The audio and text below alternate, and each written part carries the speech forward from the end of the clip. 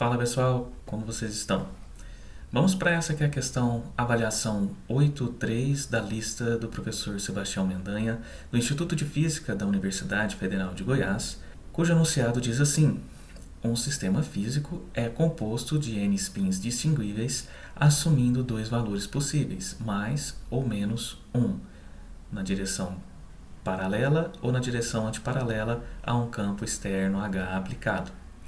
Esses dois valores correspondem aos níveis de energia mais ou menos epsilon, respectivamente. Se eu estou alinhado com o campo, eu tenho uma energia menor, menos epsilon. Se eu tenho um alinhamento antiparalelo com relação ao campo externo aplicado, eu tenho uma energia de mais epsilon. Calcule a energia total E usando a fórmula de Boltzmann e o conjunto microcanônico. Isso a gente já fez aqui no canal. E eu vou deixar um card no final do vídeo para esses vídeos, que foram uma série de vídeos que a gente fez, e o resultado especificamente para energia foi esse que a gente encontrou a partir aqui da fórmula de Boltzmann. S, entropia, igual a constante de Boltzmann, logaritmo de ômega, onde ômega é uma contagem que a gente faz no número de estados com aquela energia E. Aqui a gente encontra no limite termodinâmico esse resultado, usando o microcanônico. Vocês vão ver lá nessa série de vídeos do canal. Aqui ele pede para que eu calcule também no ensemble canônico e faça uma comparação da energia que eu encontrei usando o microcanônico com a energia que eu vou encontrar usando o canônico. Bom, a gente espera que sejam as mesmas energias, né? Vamos lá? Eu tenho aqui no canônico, eu tenho que encontrar no microcanônico. Quando eu tenho a contagem de estados, eu obtenho tudo. No canônico, quando eu tenho a função de partição do meu sistema, eu tenho tudo. O que eu vou fazer? Eu vou encontrar a função de partição para uma única partícula, um único desses spins aqui do meu sistema. Ora, a função de partição é uma soma de probabilidades, né? Soma de todas as probabilidades para aquele sistema. Para um sistema em que eu tenho um único desses spins, as probabilidades são mais ou menos 1, mais ou menos epsilon de energia. Então, usando aqui os resultados do canônico, eu tenho então que a função de partição para essa única partícula, esse único spin, é e elevado a menos beta epsilon, caso a partícula esteja com a energia mais epsilon, ou mais, então, e elevado a menos beta menos epsilon, caso esse spin esteja com uma energia num nível de energia com energia menos epsilon. Ora, veja o seguinte, aqui o epsilon, né, é definido como μh. Bom, a minha função de partição de uma única partícula fica então e elevado a menos beta epsilon mais e elevado a mais beta epsilon. Ora, isso é a definição de... Lembra o cosseno hiperbólico de beta e? Só faltou aqui dividir por 2, então eu multiplico por 2. Fica então Z1 igual a 2 vezes o cosseno hiperbólico de beta e. É beta epsilon. A partir dessa função de partição para uma única partícula, eu posso obter a função de partição para o sistema total, elevando a n, que é o número de partículas, a função de partição de uma única partícula.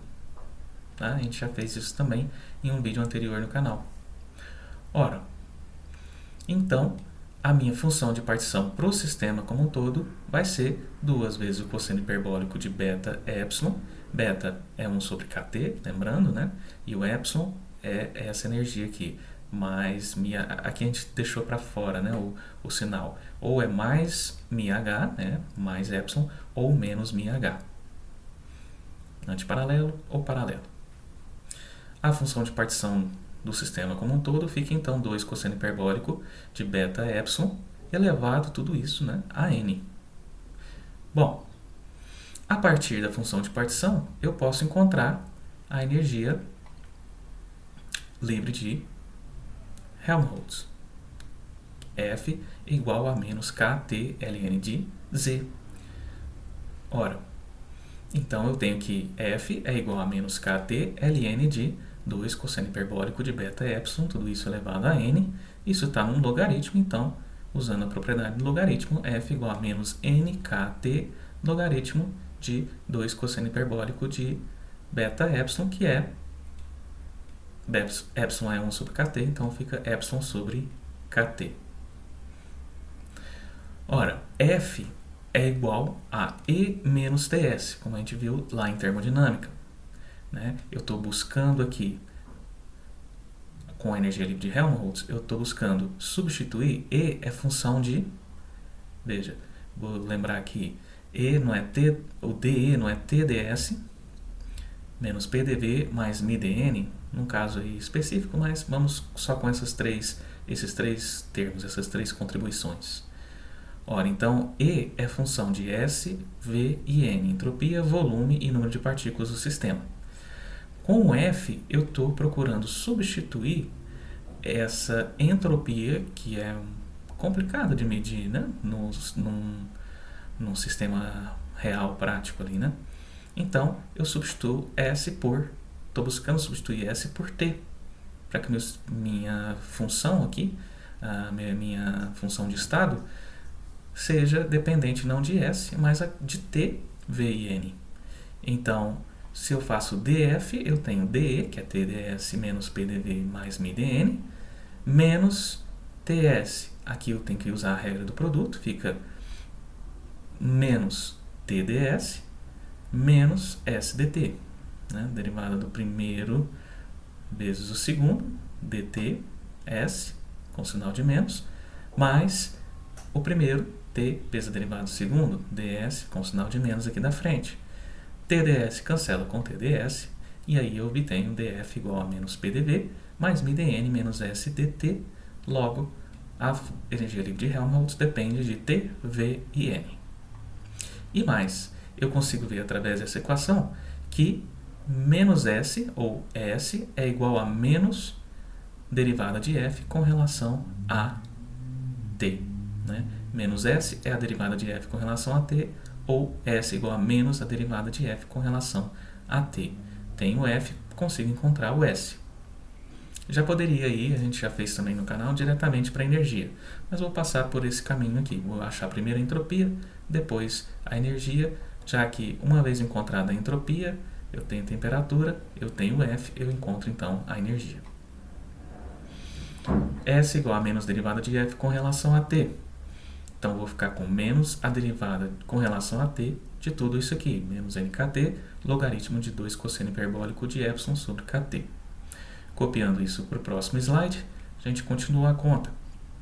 Eu vou ter menos com esse menos mais, n e k são constantes, levo para fora aqui na derivada, e aí eu vou ter a derivada com relação a t de t ln de 2 cosseno hiperbólico de epsilon sobre kt. Vou precisar da derivada do cosseno hiperbólico. Poxa, não lembro de cabeça. Não tem problema, vamos lá. Vamos fazer aqui no cantinho. Temos a definição de seno hiperbólico de x, que é e elevado a x menos e elevado a menos x sobre 2, e a definição de cosseno hiperbólico de x, que é e elevado a x mais e elevado a menos x sobre 2. A derivada com relação a x do cosseno hiperbólico de x vai ser o meio aqui no denominador é uma constante, vai ficar a mesma coisa, sem problema. Aqui eu tenho uma soma de funções, a derivada da soma vai ser a soma das derivadas. Derivada de e elevado a x é e elevado a x. Derivada de e elevado a menos x é e elevado a menos x, regra da cadeia, fico com menos 1 multiplicando. Logo, a derivada do cosseno hiperbólico de x é e elevado a x menos e elevado a menos x sobre 2, que é justamente a definição do seno hiperbólico de x.